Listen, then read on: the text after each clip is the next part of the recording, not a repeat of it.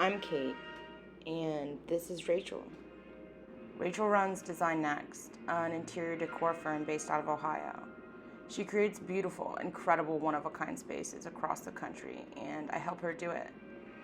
Today, Rach asked me to come help her transition her own home out of its holiday decor, and to help her design a more transitional space that can carry her through to the warmer months.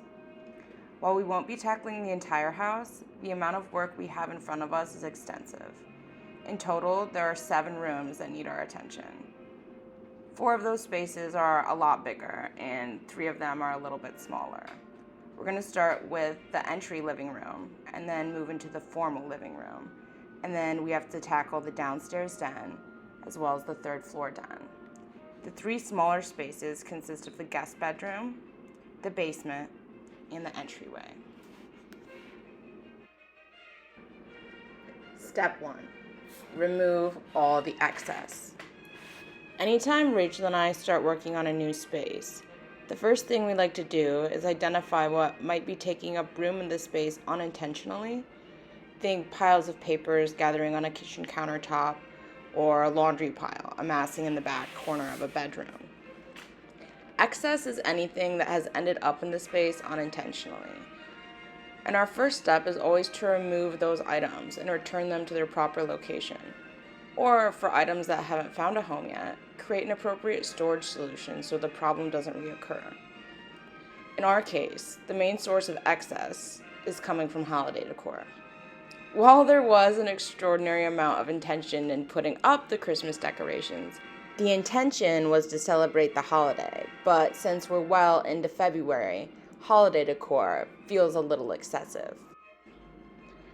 As tempting as it is to want to throw all of it into boxes, shove it in the back of a closet, and forget about it as quickly as possible, investing a little bit of time to store your items of excess will help mitigate any damage that may happen to your items, as well as prevent the accumulation of future excessive items in that space.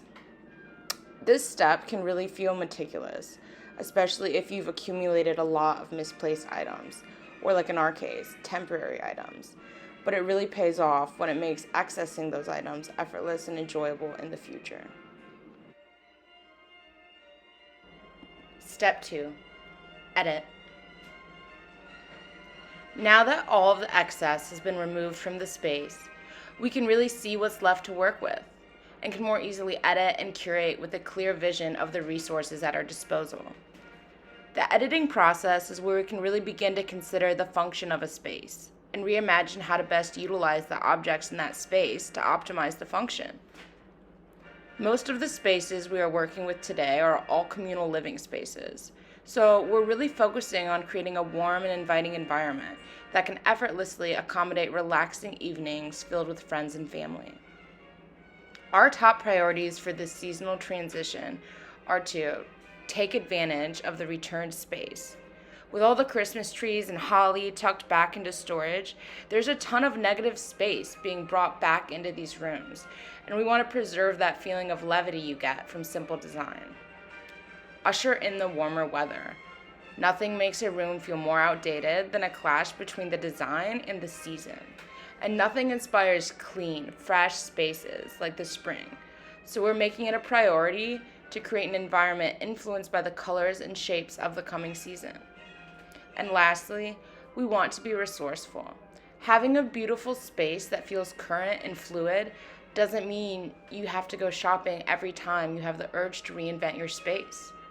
If you start designing a space and limit yourself to using only the items already in your possession, you will discover that it's very possible to create a new space with the same collection of items.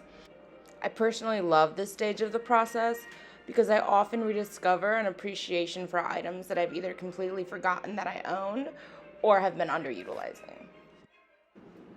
Step 3, play. The last and final stage of redesigning is getting to experiment in the space, getting to try and fail and try and fail until eventually a balance is struck. This can feel like a lot of work, especially when we're moving large pieces of furniture for hours on end. But despite how taxing it can be, the best way I can describe this process is as a kind of play. Moving in the space, experimenting with form and function, embracing the naivety of creative exploration, all of these things are what takes a room from a space to an experience. This step is all about the details, all about intention, and eventually execution. It takes us a while, and a lot of times we come from different perspectives. The collision of ideas and modes of thinking is where I think the most exciting results come to fruition. So working collaboratively can make this step extremely rewarding.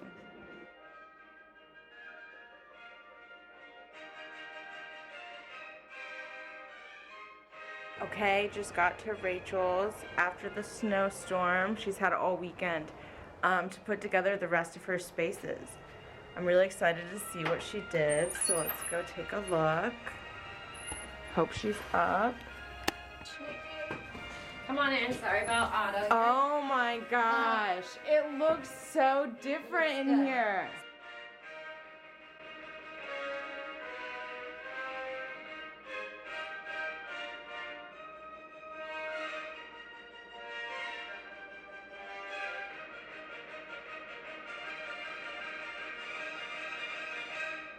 That chair actually, it comes apart. So I've sourced this chair like at an antique mall. It's pretty heavy duty. It swivels, it's really, really cool. I used a Christmas pillow, just flipped it over. Just more cushioning on the back side. Little retro pillow. I got a vase. It's a handmade vase. I probably paid $1 for it. It's got a scratch. Everything else pretty much, like, I do a lot of our house furniture. This is one of my favorite places. Is this our house? Yeah. Table also. It's a petrified wood. This is an our house piece.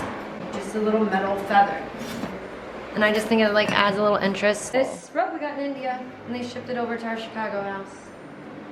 Man, so I think my favorite thing in this space is that bowl. The bowl is part of our inventory, but maybe I can't get rid of it.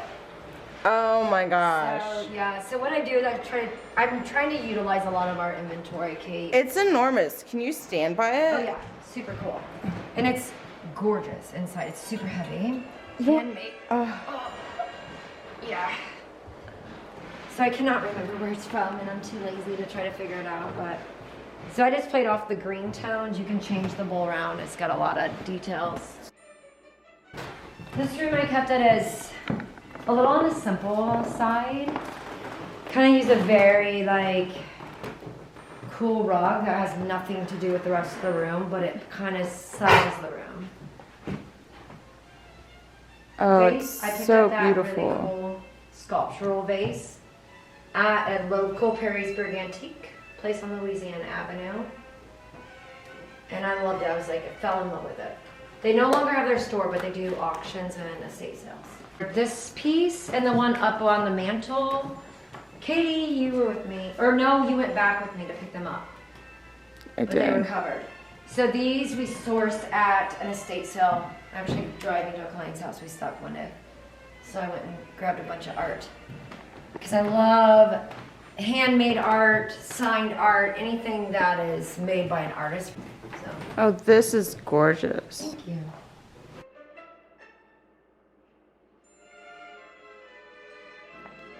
We started with the entry living room. We're currently in the formal living room.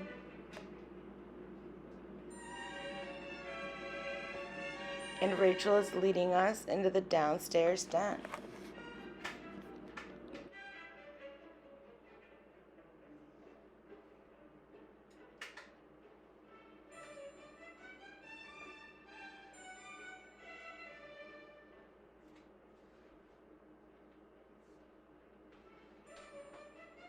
Right now I'm keeping the green from Christmas and just reworking it with bright, crazy colors. And then I just kind of put all kinds of different glass and brought it in. Because I love all my weird vintage glass. In the basement, we just did a little bit. I'll walk you down here. We have glitter everywhere. But I just basically brought in a bunch of our really cool rugs that we've sourced over the years. And we just kind of brought that together and just gave it a little bit of a vibe down here.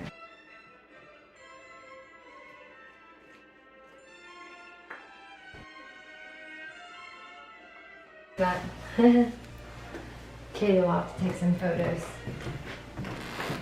So this is the basics of what I did here, and then I did a few things up in the bedrooms, and you can take a look at that later on, but I'm gonna have to have you help me with the curtains. Okay. I know.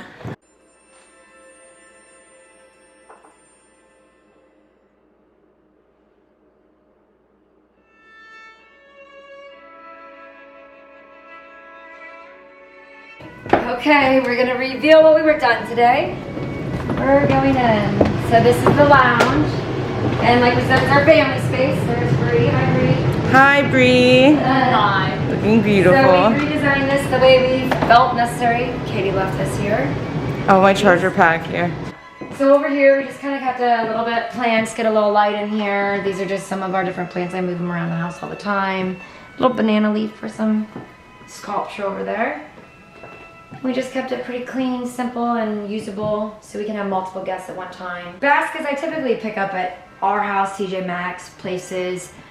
I'll get different throws. These are all just hanging pieces, but I use them more for just staging.